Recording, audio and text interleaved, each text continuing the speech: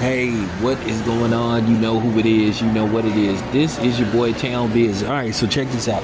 All right, so Jess Hilarious. I don't know when this was, but it appears that Jess Hilarious recently went on the Breakfast Club, and she basically aired out Shaq's personal business, which I think she shouldn't have did. At least she should have asked Shaq, was it okay to talk about what went on when she went to Shaq's house? But apparently she says Shaq is doing the poly thing. She said basically Shaq has like 4 women just parading and walking around his house. Now, this day and age, you got to be careful when you reveal that stuff, because at any given time when these bitches get mad at you, they'll say that you know, violated them, or you forced them to do something against their will, or you took advantage of them, all that type of shit. It's all good until they get pissed off at you.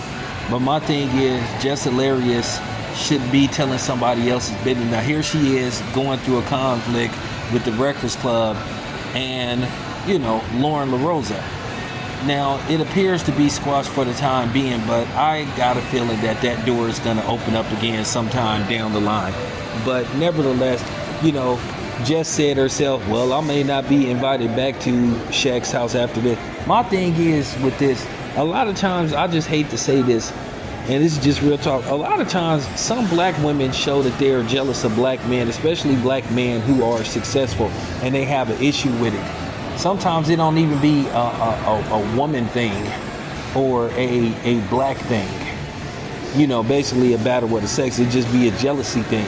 And I'm just saying, sometimes they hate to see when a man is up, and when a man have that type of pull and be able to pull that off. Now, keep in mind, you know, we living in the age of, you know, the 304-isms. But the thing is, you got black women that want to be with multiple niggas. They want to sleep with whoever they want to sleep with.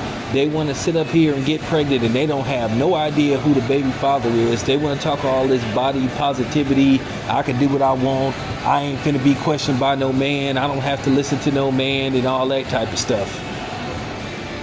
But you know, when you see a situation with a guy like Shaq, then everybody got something to say. And it's kind of funny, it's a guy like Shaq. Maybe Shaq is just at a point in his career, he just tired of faking it and, you know, trying to play the, you know, the Al Bundy thing, or should I say the Married with Children thing, trying to be the wholesome guy. Maybe this just is who he is.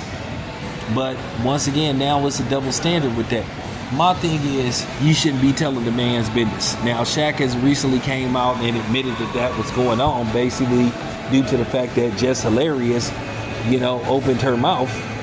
But that type of thing is always kind of touchy, especially when they hear about a black man having, you know, multiple white women under his thumb, or, you know, under his control. That always seems to be an issue.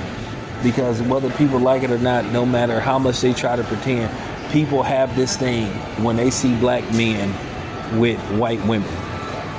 Whether it's black women or whether it's white men, they seem to have an issue with it to a certain degree, because it hurts their psyche, in particularly white men.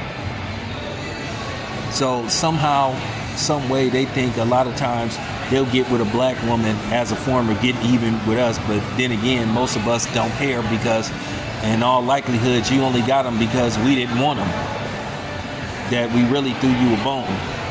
But nevertheless, that's another subject for another day. But I just wish people would, you know, not be like basically being a blabbermouth, you know, because at the end of the day, he trusted you to come through to his house and chill, and you sitting up there going on the Breakfast Club airing out his business.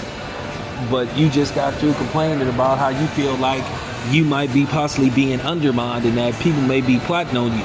So, you know, that's the thing. I just got to keep it a buck. You know, that wasn't cool what Jess Hilarious did. At the end of the day, she should have at least asked Shaq, was it okay to talk about this? Then she started talking that, oh, I don't give a fuck, that's the problem. You don't, and you should. Because women hate when somebody tell their business if they don't tell them to tell their business. Then all of a sudden it's like, oh, what are you telling about business? Why are you telling Shaq's business?